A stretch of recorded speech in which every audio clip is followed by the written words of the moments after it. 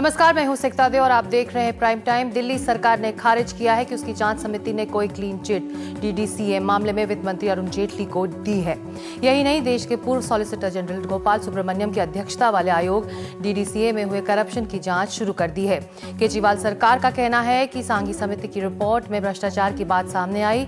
किसी की जिम्मेदारी तय करने को नहीं कहा गया था, बल्कि इसके लिए आयोग बनाने की सिफारिश इस समिति ने की है, जो बना दी गई है। दिल्ली के उप मुख्यमंत्री मनीष सिसोदिया ने अरुण जेटली की भूमिका पर सीधे सवाल उठाए हैं। मनीष सिसोदिया ने एक बार फिर अरुण जेटली से 4 सवाल पूछे। आप 1999 से 2013 तक डीडीसीए अध्यक्ष थे या नहीं? बीजेपी और जेटली जांच से क्यों भाग रहे हैं? क्या 16,000 रुपए प्रतिदिन लैपटॉप किराए पर लेना घोटाला नहीं था? स्टेडियम बनाने में घपला हुआ या नहीं?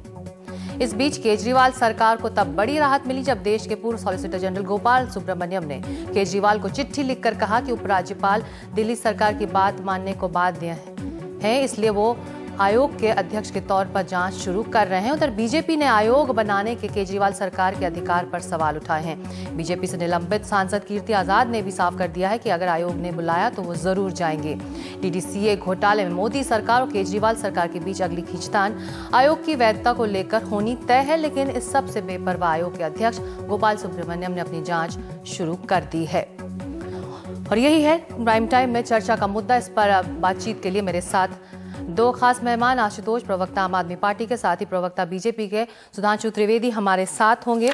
सुधांशु पर जाने से पहले आशुतोष, सांघी रिपोर्ट में क्या अरुण जेटली का नाम है या नहीं, जो बीजेपी जिसको लेकर परेशान है, या कह रही कि क्लीन चिट दे दी गई है? नहीं, सबसे पहले तो इस बात को समझना पड़ेगा कि सांघी कमेटी की रिपोर्ट में क्या इस बात जो दावा बीजेपी के प्रवक्ता लोग कर रहे हैं कि उसमें उनको क्लीन चिट मिल गई, पहले वो स्पष्ट करें किस पेज पर ये लिखा हुआ कि अरुण जेटली जी को क्लीन चिट मिली है। ये एक अपने आप में एक बहुत बड़ा झूठ है जो बोला गया है।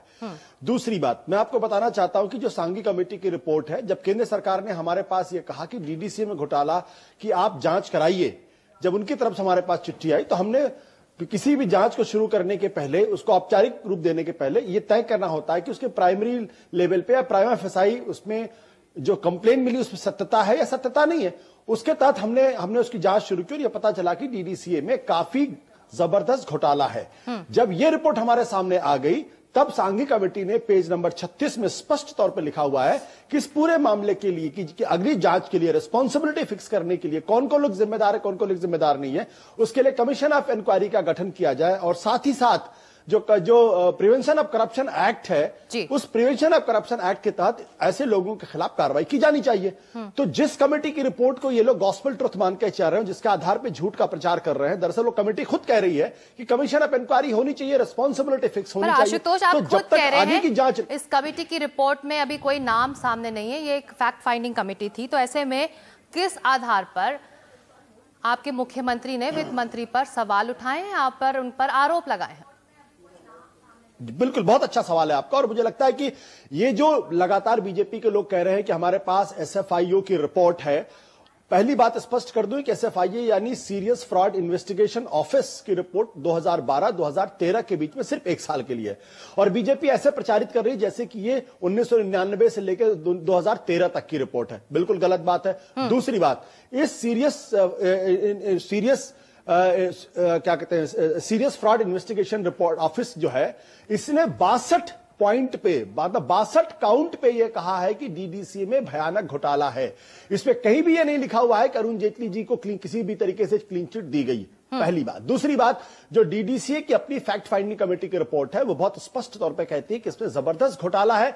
यहां तक ये भी इंडिकेट करती है कि 9 ऐसी कंपनियां हैं जिनके कॉमन एड्रेसेस हैं, जिनके ईमेल आईडी एक है, जिनमें बोर्ड ऑफ डायरेक्टर्स एक जैसे हैं। 16,000 रुपए के हिसाब प्रतिदिन के हिसाब से लैपटॉप किराए पर दिया गया है, 3,000 प्रतिदिन के हिसाब से प्रिंटर किराए पर है, पूजा की थाली 5,000 रुपए की ली गई है, और यहां तो और अगरबत्ती बेचने वाले को फिरोज शाह कोटला बनाने की जिम्मेदारी दी गई। इसके अलावा जो 2 जजेस की कमेटी की रिपोर्ट है, जिसके साथ जो कमेटी की रिपोर्ट अपनी रिपोर्ट में लिखती है कि डीडीसी के लोगों ने उनके साथ किसी तरीके से कोई जो है कोऑपरेशन नहीं किया। सवाल ये कि 15 साल तक आप डीडीसी के प्रेसिडेंट थे और आपके नीचे घोटाला होता रहा और आप चुपचाप देखते रहे, और अब आप कह रहे हैं कि मैं तो नॉन एग्जीक्यूटिव चेयरमैन था। सिग्नेचर आपके हाथों से हुए हैं। एजीएम की रिपोर्ट में जो वीडियो कीर्ति आजाद ने दिखाया, उसमें साफ तौर पर कह रहा है I am duty bound to defend. यानी आप भ्रष्टाचार को डिफेंड करने के लिए आप वहां बैठे हुए थे। तो आखिर ये रोल, उनका रोल क्यों नहीं प्रोब होना चाहिए, ये महत्वपूर्ण सवाल है अपने आप में। सुधांशु त्रिवेदी, क्यों लगा कि अरुण जेटली को क्लीन चिट मिल गई है? जैसा कि आशुतोष का आपने सुना, तमाम वो ऐसे तथ्य या फैक्ट्स इस वक्त मौजूद हैं जो ये बता रहे हैं कि कहीं ना कहीं उनका रोल है, उनकी भूमिका, ऐसे आम आदमी पार्टी की सरकार कह रही है। देखिए, इस पूरे प्रकरण के 3 पक्ष हैं। एक, तथाकथित वित्तीय अनियमितता, दूसरा भारतीय जनता पार्टी की मंशा, और तीसरा श्री अरुण जेटली के साथ उसका संबंध स्थापित करने का प्रयास। अब हम ये बात कहें कि सीरियस फ्रॉड इन्वेस्टिगेशन की 21 मार्च 2013 की रिपोर्ट हो, या डीडीसीए की रिपोर्ट हो, या इनकी सरकार ने सांघी कमेटी की जो भी रिपोर्ट प्रस्तुत की, उसमें कुछ वित्तीय अनियमितताएं, कुछ तकनीकी त्रुटियां निश्चित रूप से आई होंगी। जैसे कि फ्रॉड इन्वेस्टिगेशन की रिपोर्ट में आशुतोष जी कह रहे हैं, ठीक है, उसमें बहुत सारी ऐसी चीजें आई हैं, और साथ ही साथ यह भी लिखा है कि कहीं पर कोई फ्रॉड जैसा, यानी घोटाला, घपले जैसी चीज दिखाई नहीं पड़ी है। दूसरी बात, इन तीनों में से किसी भी रिपोर्ट में श्री अरुण जेटली के साथ कोई भी प्रत्यक्ष या परोक्ष संबंध स्थापित होने का कोई भी सीधा या परोक्ष रूप से कोई संबंध दिखाई नहीं पड़ा है। तीसरी बात, हमारी मंशा की बात, तो अभी आशुतोष जी ने स्वयं कहा कि हमारे खेल मंत्रालय से उनके पास पत्र गया था कि यदि आप जांच कराना चाहें तो करा लें। तो यदि हमारे मन में एक रंच मात्र भी शंका होती, हमारा दामन पाक साफ नहीं होता, अरुण जेटली जी के मन में कोई शंका होती, तो हमारी सरकार लिख के भेजती। मेरा सवाल है कि किस आधार पर आज बीजेपी, या फिर कल से आज तक में बीजेपी कह रही है कि अरुण जेटली को क्लीन चिट मिल गई है इन्वेस्टिगेशन से? हाँ, मैं वही कह रहा हूं ना। जब हमारी मंशा क्लियर है, हम कह रहे हैं कि जांच कराना था, आप करा लेते। जांच की अभी तक की जो भी रिपोर्टें आई हैं, कहीं पर श्री अरुण जेटली जी का नाम नहीं आया है। अब उसके बावजूद यदि कोई वित्तीय अनियमितता या कोई तकनीकी गड़बड़ी आपको नजर आई, उसके लिए एक मिनट मुझे वाक्य पूरा करने। बीजेपी कर रही है, जिसके रेफरेंस से कह रही है कि क्लीन चिट मिला है, उसका तो बस फैक्ट फाइंडिंग वो कमीशन थी कि उनको फैक्ट की इसमें गड़बड़ी है, इसमें भ्रष्टाचार हुआ है या नहीं, इसमें आरोपी तय नहीं करने थे, आरोप तय नहीं करने थे। देखिए, सिर्फ एक कमेटी नहीं है, 3 रिपोर्टें हैं। एक डीडीसीए की रिपोर्ट है, एक पिछली यूपीए सरकार की रिपोर्ट है, एक वर्तमान दिल्ली सरकार की रिपोर्ट है।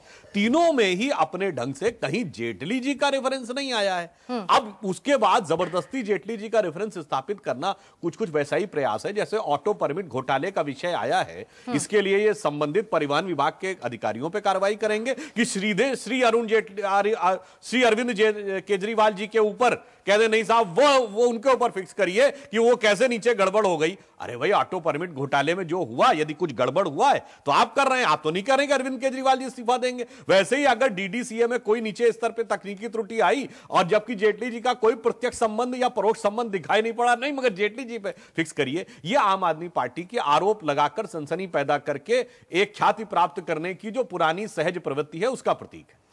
आशुतोष, गोपाल सुब्रमण्यम को चुना है केजरीवाल सरकार ने इस पूरे मामले की जांच करने के लिए। क्या यह बेहतर नहीं होता कि गोपाल सुब्रमण्यम अपनी रिपोर्ट देते और उसके बाद आप लोग सीधे वित्त मंत्री पर इस तरह के आरोप लगाते?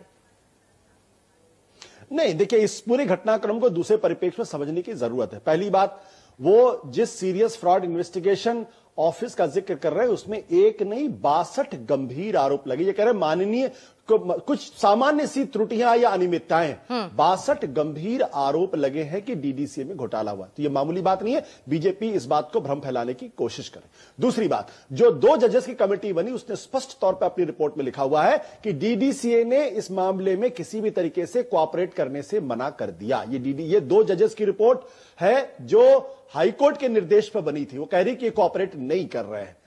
तीसरी बात, इसमें एक बात जो समझने वाली बात है और वो ज्यादा महत्वपूर्ण सवाल ये है कि भाई, आप 15 साल तक डीडीसीए के प्रेसिडेंट थे। 15 साल तक डीडीसीए के प्रेसिडेंट थे। पिछले 10 साल से कीर्ति आजाद जी लगातार हर जो एजीएम है उसमें कह रहे हैं कि इसमें घोटाला हुआ। आपने क्यों नहीं जांच करवा के रिस्पॉन्सिबिलिटी फिक्स करवाई? क्यों नहीं की? इसलिए क्योंकि सारे बिलों पर सिग्नेचर कहीं ना कहीं अरुण जेटली के हैं और सब कुछ उनकी जानकारी में। और चौथी बात मैं कहना चाहता हूं, जिसका खुलासा मैं परसों करूंगा, आज नहीं करूंगा, परसों का इंतजार करना होगा आप लोगों को। उससे बिल्कुल स्पष्ट हो जाएगा कि अरुण जेटली की भूमिका इस पूरे मसले में क्या थी। जो वे कह रहे हैं कि नॉन एग्जीक्यूटिव चेयरमैन थे, उनके नीचे काम होता रहा, उनको जानकारी नहीं थी क्योंकि डेली मामलों में वे हस्तक्षेप नहीं करते थे, वो भी मैं एस्टैब्लिश कर दूंगा।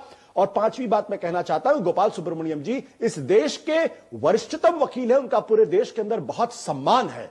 और वो जो कमीशन ऑफ इंक्वायरी हेड कर रहे हैं, उस कमीशन ऑफ इंक्वायरी पर उन्होंने साफ तौर पर कहा था मैं पब्लिक हियरिंग करूंगा और पूरी दुनिया देखेगी, उसमें किसी तरीके से कोई बायस नहीं होगा, पूरी दुनिया देखेगी कौन जिम्मेदार है कौन जिम्मेदार नहीं। मैं बीजेपी से कहता हूं, अरुण जेटली जी से कहता हूं, आप तमाम ही रिपोर्ट गिनवा रहे हैं, लेकिन इसमें सीधे तौर पर वित्त मंत्री अरुण जेटली का नाम नहीं है। मेरा सवाल ये कि क्या ये सही नहीं होता कि आप लोग गोपाल सुब्रमण्यम को अपॉइंट करते सांघिक कमेटी की रिपोर्ट के बाद, और तब जो तथ्य सामने आते उसके बाद आरोप और प्रत्यारोप का सिलसिला शुरू हो सकता था, बजाय ये कि हम राजनीतिक खींचतान करते रहे और इस तरह का फुटबॉल ये बना रहे।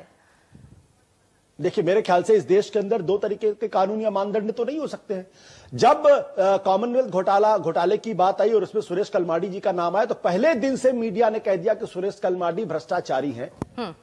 आज जब उसी तरीके गंभीर आरोप अगर अरुण जेटली पर लग रहे हैं, तब सब कह रहे हैं नहीं, रिपोर्ट आ जाए, इंडिक्टमेंट हो जाए, उसके बाद आप उनके बारे में कहिए कि वो उन पे जो आरोप लगे वो गंभीर हैं और वो भ्रष्टाचारी। दो तरीके के मानदंड तो नहीं हो सकते कि अरुण जेटली के लिए मानदंड अलग हो और सुरेश कलमाडी के लिए मानदंड अलग हो, राजा के लिए मानदंड अलग हो और दूसरे लोगों के लिए मानदंड अलग हो। आज तक शशि थरूर के ऊपर कोई आरोप सिद्ध नहीं हुआ, इस्तीफा उनका हो गया। पवन बंसल के ऊपर कोई आरोप सिद्ध नहीं, उनका इस्तीफा हो गया। अश्विनी कुमार के ऊपर कोई आरोप सिद्ध नहीं, इस्तीफा हो गया। तो अरुण जेटली जी अपने पद पर क्यों बने हुए हैं, वो भी इस्तीफा दे दे। तीसरी बात मैं कहना चाहता हूं कि अरुण जेटली जी को अगर लगता है कि बहुत पाक साफ है, तो अरुण जेटली जी गोपाल सुब्रमण्यम कमेटी के सामने पेश हो, पूरी दुनिया के सामने अपना पक्ष रखे, पूरी दुनिया इस बात को देखे। तो क्या मैं मानूं कि अरुण जेटली जी गोपाल सुब्रमण्यम की कमीशन ऑफ इंक्वायरी को एज इट इज चलने देंगे, गृह मंत्रालय उसमें हस्तक्षेप नहीं करेगा और उसके सामने पेश होकर अपने आप को साबित करेंगे, जैसे सीता जी ने अग्नि परीक्षा देकर अपने आप को साबित किया था, जैसा कि राम चाहते थे। जी, कहीं ना कहीं जिस जवाबदेही की बात आम आदमी पार्टी कर रही है, सुधांशु त्रिवेदी, 1999 से 2013 तक डीडीसीए के अध्यक्ष थे अरुण जेटली, जवाबदेही या जिम्मेदारी कहीं ना कहीं बनती है। और आपके अपने सांसद, पूर्व सांसद कीर्ति आजाद ये उठा चुके हैं ये सवाल, तो जवाबदेही तो बनती है ना। देखिए, जो तर्क आम आदमी पार्टी की तरफ से दिए जा रहे हैं, इसे मैं उपयुक्त नहीं मानता। सुरेश कलमाडी जी के विषय में पहले दिन से मीडिया ने नहीं कहा था। याद करिए कितना हम लोगों ने संसद में इस विषय को उठाया था, कांग्रेस जांच कराने को राजी नहीं थी, फिर आखिर में मामला कोर्ट में गया, जब वहां से इंडाइटमेंट हो गया तब सुरेश कलमाडी जी के ऊपर यह विषय बना था। इसलिए इन दोनों की विषयों की तुलना करना सरासर गलत है। दूसरी बात, आशुतोष जी ने एक बात कही कि मानदंड अलग अलग नहीं हो सकते, बिल्कुल सही बात है, मगर राजनीति में हर चीज का मानदंड आप स्वयं तय करते हैं। आम आदमी पार्टी का मानदंड यह है कि ये बड़े बड़े नाम लेकर सनसनीखेज प्रेस करते हैं। याद करिए जुलाई 2012 कॉन्स्टिट्यूशन क्लब की प्रेस, अब की बड़ा खुलासा होगा, क्या हुआ?